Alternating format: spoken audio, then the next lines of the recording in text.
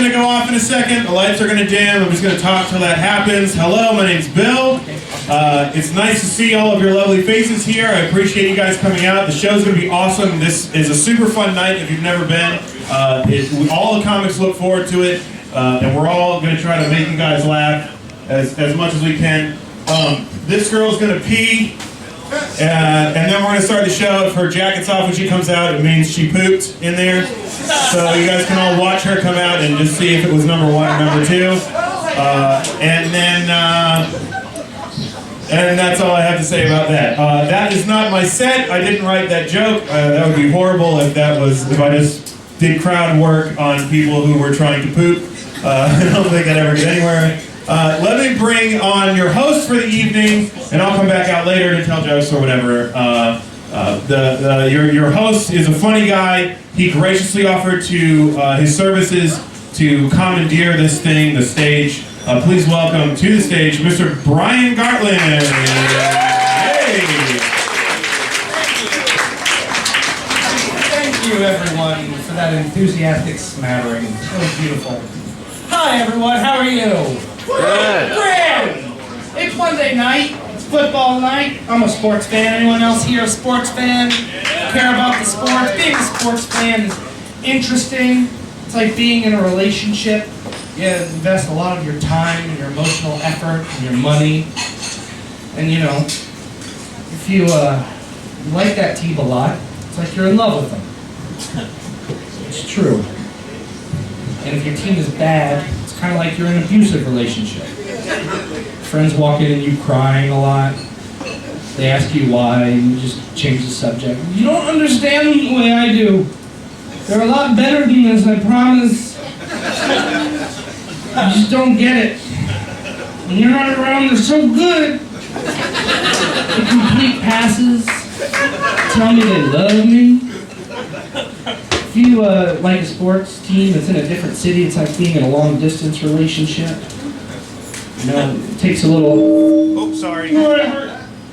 to make things work, but the time you get together is much more rewarding. If you're a fan of a team that's out of town and bad, it's like being in an abusive long-distance relationship. And if they're the Mets, it's like being in an abusive long-distance relationship with someone who lost millions of dollars to Bernie Madoff. I miss you, Jose Reyes. I like to smoke, too. I smoke the reefer, and I watch sports, because I like my alone time. I think you can tell a lot about a person by what they smoke out of, what they call their piece, their pipe, their bong, whatever it is. If it's something serious like Excalibur, then you know they take their shit serious. And you better know your spirit animal. And who's better, the Beatles or the Stones? My spirit animal is a bear with his head stuck in a thing. Not just a honey pot, it could be a trash can too. Bears are diverse. They look for food everywhere. They have a classic pun name, like John Bong Lucy, or Barry Bongs, or Reefer Sutherland, or something like that. And you know that they take their fruit roll-ups and clips of old ladies falling down seriously. And you better have an opinion on that too. And if they don't have a name for it, they're the police. That's true. I learned it on The Wire. So it has to be. I love commercials, but some of them make me really confused and angry. Like there's this one commercial for Hardee's Biscuits, and a bunch of people are sitting around watching a sporting event. Call back! And they're having a great old time. They're watching NASCAR and they're like, you turn! Oh yeah, turn even better! Oh shit, he didn't die and he turned. This is awesome. And all of a sudden, one of their friends comes out from the back with a big tray of biscuits. And he's like, hey guys, I made fresh baked biscuits. And they all turn around and look at him like he says, hey guys, I fucked all your sisters in the kitchen. And they're like, what? No! And a big angry, aggressive text comes on the TV that says, "Men don't bake. Come into Hardee's for your biscuits." And that's horse shit. Because if you've ever watched a sporting event with other people and they come in with anything on a tray, that will be gone. Instantly. He could say, "I've come in with baked versions of me fucking your sisters in the other room." And you're like, "Are they delicious?" Well then give them to me. It's stupid. And also, Hardee's only makes biscuits in the morning. So if you're watching a sporting event and you're eating biscuits, you're eating cold, hard biscuits, and you're stupid. You deserve your dumb sexist commercial. All right, everyone, let's get things started this evening. How do we feel? I wanted individual answers from everyone, not clapping. All right, our first comic's name is on my list. She's a very funny lady, and so you will all laugh at her, or you're wrong. Please welcome to the stage, Mikkel Kettner. Your next comedian is a very funny man, and he deserves your respect and attention. Steve Zahn, ladies and gentlemen. I didn't mean to make that sound like a lecture. Have a good time. He's a good guy. Thank you. Sorry, I don't feel the best tonight either, but we're going to make this work. Give a hand for all the comics you're going to see tonight. This is just the beginning of the show. Let's see. I am happy to be here tonight. I'm happier than Ryan Braun in a pharmacy. Couple baseball fans. not a whole lot, but I'll tell you what, Ryan Braun doing steroids, you know, I don't care, but I've heard talk about them possibly stripping the NL MVP from him, and I got a great idea who they should award it to if they do strip it from him. The Marlins pitcher, Leo Nunez. Here's why, because it takes talent to conceal your true identity for so long, you know. Just saying. It's not really a joke, that's just more of a statement. But,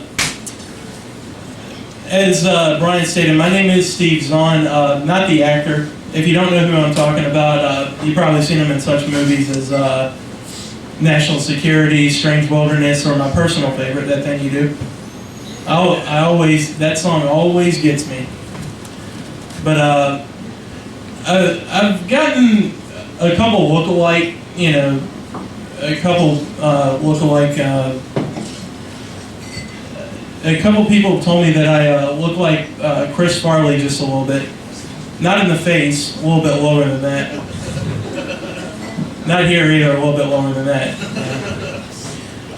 But recently somebody told me that I look like that governor from New Jersey, Chris Christie. I'm not cool with that, folks. You know what? I'm not a political person. Whatever your political parties are, I respect that, but I don't like being compared to politicians, you know.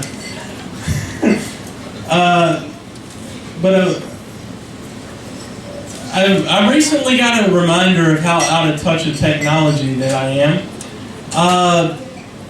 I recently just got my first smartphone. I know, you know, they've been out for a while, but, you know, I'm broke. That's all there is to it. And then up until about 6 months ago, I still had a computer that ran on Windows XP because, again, I'm broke. But I'm just saying this because I think it's pretty bad when your own grandmother is more up to date with technology than you are. You know, my own grandma would call me up on her damn iPhone and be like, "When are you gonna get a smartphone?" I appreciate the birthday call, Grandma. I posted it on your Facebook wall, asshole. I know, I'm still waiting for that to load. I'm not running on a MacBook like you are. E-machines, bitches. By the way, Grandma, when did they get high speed in the nursing home? I love my grandma, I tell you. But as everybody knows, the economy's been rough lately. The Dow has plummeted more than my self-esteem here in the past couple of years. Is that coming from some ladies? I'm single, ladies. The only thing that hasn't plummeted in the past couple of years is my weight. But I think it's bad if you Google the term stock market and then your computer crashes. Anybody ever had that happen? It could have just been my computer. Again, I was running on Windows XP. It wasn't the fastest computer. But again, I think it's pretty bad when Dow plummets about 500 points and your only question is what time is dinner. Again, that could just be me because I'm fat, you know. Just picture that, me sitting on my couch watching CNN trying to drown out my sorrows with Chef Boyardee ravioli. And I say Chef Boyardee ravioli because it's 10 for $10 at Kroger. You gotta economize. You know, I got tired of ramen noodles. So did my digestive tract. Anyway, that's my time. I'm Steve Zahn. Thank you very much.